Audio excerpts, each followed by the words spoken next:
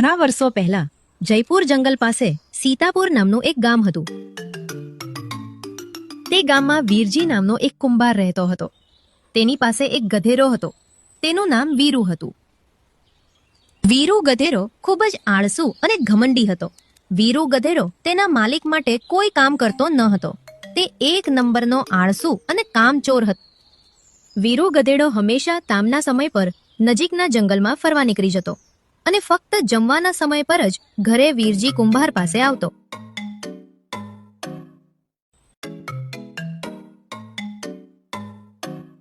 જેવો વીરજી કુંભાર તેને જમવા માટે ભોજન આપે, તરત જ તે ભરપેટ ભોજન કરીને ફરીથી જંગલમાં રખડવા માટે નીકળી જતો.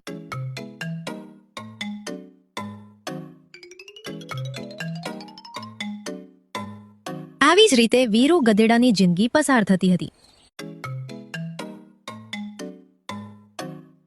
તે ગામની નજીક પપ્પુ નામનો કાગડો એક ઝાડ પર રહેતો હતો. પપ્પુ કાગડો ખૂબ જ મદદગાર અને બુદ્ધિશાળી હતો. એક દિવસ વીરુ ગધેડો જંગલમાં ફરી રહ્યો હતો. ફરતા ફરતા વીરુ ગધેડો પપ્પુ કાગડાના ઝાડ પાસે આવ્યો. વીરુ ગધેડાએ દૂરથી જોયું કે ઝાડ પર કાગડો છે. તેથી તે ઝાડની નજીક ગયો અને પછી તેઓ વાતો કરવા લાગ્યા. હેલો દોસ્ત, તારું નામ શું છે? હું પપ્પુ કાગડો છું. અને તારું નામ શું છે? દોસ્ત, હું છું વીરુ અને પાસેના ગામમાં વીરજી કુંભારને ત્યાં રહું છું. આવી રીતે થોડીક વાર તે બંનેએ વાતો કરી અને વાતચીત દ્વારા તેઓ મિત્રો બની ગયા. ગધેડો અને પપ્પુ કાગડો દરરોજ મળતા અને આખો દિવસ સાથે જ રહેતા.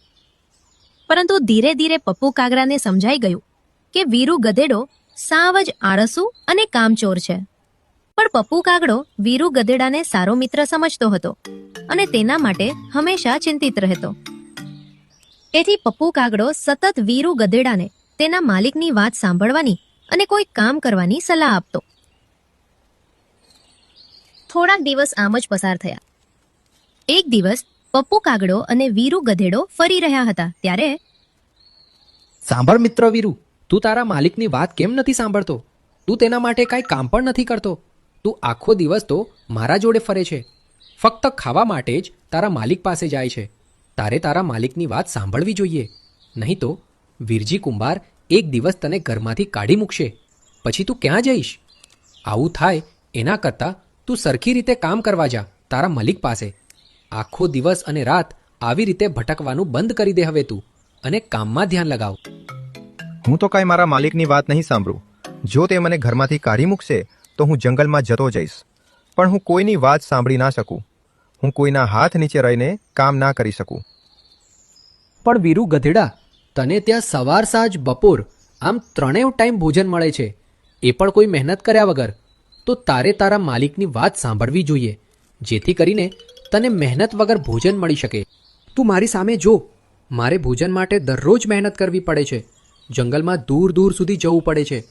આટલું હાર્ડવર્ક કર્યા પછી જ અમને ભોજન મળે છે. તારે તો અમારા જેવું કોઈ હાર્ડવર્ક નથી કરવું પડતું. તો પ્લીઝ તું સમજદાર બન અને વીરજી કુંભારની વાત સાંભળવાનું શરૂ કર. અરે યાર પપ્પુ, હું તને કેટલી વાર કહું કે હું કોઈના હાથ નીચે રહીને કામ ના કરી શકું. હું તો મારી મરજીનો મલિક. મારે જે કરવું હોય તે કરું. જ્યારે વીરજી કુંભાર કાઢી મૂકશે તો હું જંગલમાં જઈશ. હું મારું જોઈ લઈશ. તું મારું ટેન્શન ના લે. આ રીતે પપ્પુ કાગડો વારંવાર વીરુ ગધેડાને સલાહ આપતો. પરંતુ ગધેડો તેની એક પણ વાત સાંભળતો નહીં. વીરુ ગધેડો હંમેશા પોતાના ઘમંડમાં જ રહેતો. પપ્પુ કાગડો હંમેશા વીરુ ગધેડાના કલ્યાણ વિશે વિચારતો અને તેને બચાવવાનો પ્રયાસ કરતો. ભલે પછી વીરુ ગધેડો તેની એક પણ વાત ના માનતો, પરંતુ પપ્પુ કાગડો હંમેશા ગધેડાનું સારું જ વિચારતો. આમ જ ચાલતું રહ્યું અને થોડા દિવસો પસાર થયા. એક દિવસ પપ્પુ કાગડો વીરુ ગધેડા પાસે ગયો. પછી કાગડાએ તેને કહ્યું, દોસ્ત, જ્યારે પણ તારા પર કોઈ મુશ્કેલી આવશે ત્યારે હું તને દૂરથી કહીશ અને તને ચેતવણી આપીશ. પછી તું ત્યાંથી દૂર ખસી જાજે અને મુશ્કેલી ટળી જશે. જો તું મારી વાત નહીં સાંભળે તો દોસ્ત, એક દિવસ તું મુશ્કેલીમાં મુકાઈશ. એટલે પ્લીઝ તું એટલીસ્ટ મારી વાત સાંભળી લેજે. અરે ભાઈ પપ્પુ, હું પોતે એટલો શક્તિશાળી અને સક્ષમ છું કે કોઈ મને નુકસાન પહોંચાડી શકે નહીં. મારામાં એટલી તાકાત છે કે હું કોઈ પણ પ્રાણીથી લડી શકું છું. તું એક નાનો પંખી છે. તારે જોખમોથી દૂર રહેવું જોઈએ. મારી ચિંતા કરવાને બદલે તારે તારા વિશે ચિંતા કરવી જોઈએ. તારે તારું ટેન્શન લેવું જોઈએ. દોસ્ત, પોતાના પર આટલો બધો ઘમંડ ન કર. ઘમંડ કરવો એ સારી વાત નથી. તું આ જંગલમાં નથી રહેતો. મને આ જંગલના પ્રાણીઓની ખબર હોય છે, એટલે હું તને સમજાવી રહ્યો છું કે તારો ઘમંડ છોડી દે અને મારી વાત સાંભળ. આટલો ઘમંડ સારો નહીં. અરે પપ્પુ કાગડા, હું ભલેને જંગલમાં ના રહેતો હોઉં, પણ હું એટલો કેપેબલ છું કે હું કોઈથી પણ લડી શકું છું. ફિકર નોટ મેરે દોસ્ત, મને કંઈ નહીં થાય. મારું કામ તમને સમજાવવાનું હતું, પણ તું મારી વાત નથી માની રહ્યો.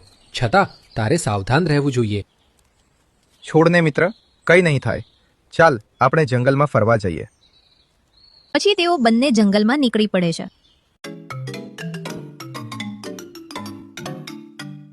એક દિવસ વીરુ ગધેડો ખેતર પાસે કાદવમાં પડેલો હતો. તેનું શરીર કાદવથી ઢંકાયેલું હતું.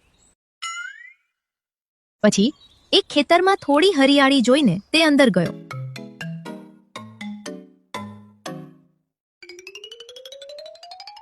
એક રાનો ગાય ત્યાં ઘાસ ચરી રહી હતી. રાનો ગાયે વીરુ ગધેડા તરફ ગુસ્સાથી જોયું. આ જોઈને વીરુ ગધેડાને પણ રાનો ગાય પર ગુસ્સો આવ્યો. ગધેડાએ ગાય તરફ મોટી આંખોથી જોયું. તું શું જોઈ રહી છે?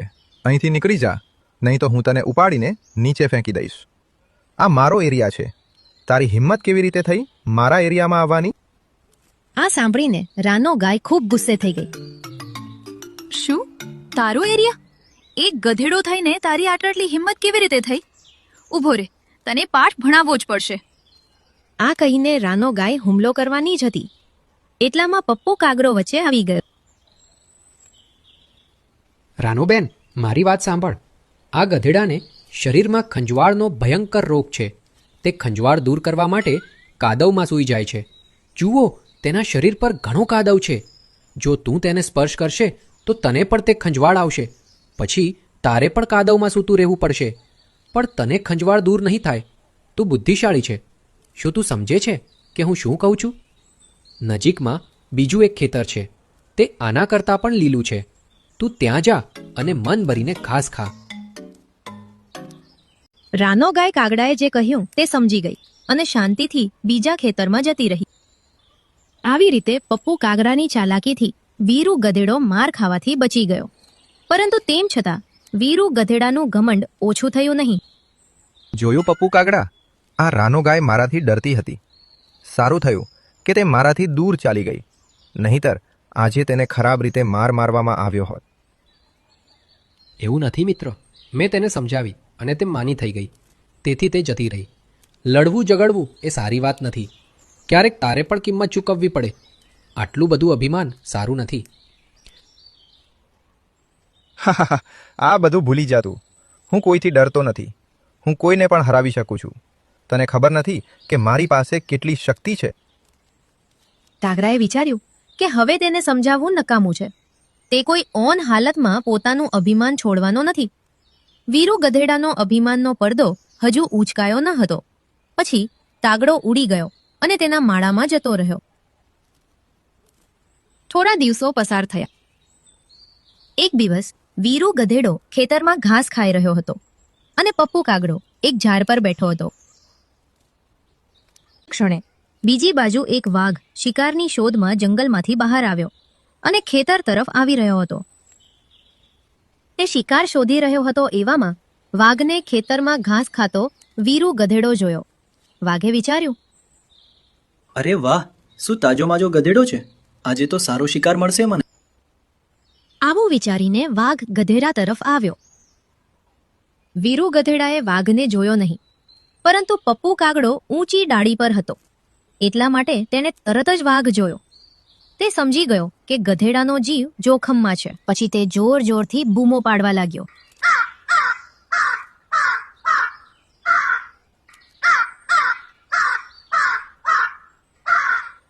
પપ્પુ કાગડાનો સતત અવાજ સાંભળીને વાઘ અટકી ગયો. તેણે વિચાર્યું, અરે, આ કાગડો આટલો બધો કેમ બૂમો પાડે છે?